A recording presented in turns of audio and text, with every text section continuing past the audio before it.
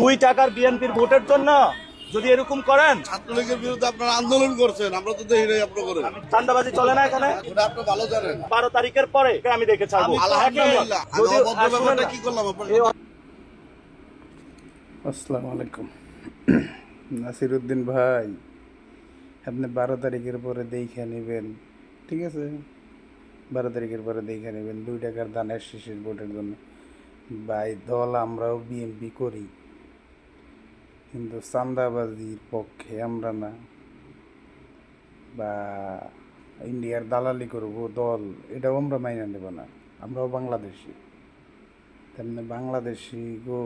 বাংলাদেশের মানুষের 2 তারিখের পরে কি দেখে নেবেন ভাই?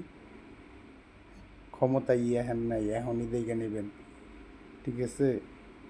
আপনি এনসিপির লোক, আপনি কিন্তু এটাও ভাইবেন না যে আপনার দল বা আপনারা একাই দেশ স্বাধীন করছেন শেখ হাসিনার হাত থেকে, ঠিক আছে? বাংলাদেশের যত নাগরিক আছে সবাই সমর্থন করছে, দেখেই আপনারা এটা পারছেন। এর লেগে এত বড় বড় ডায়লগ বেড়ায়।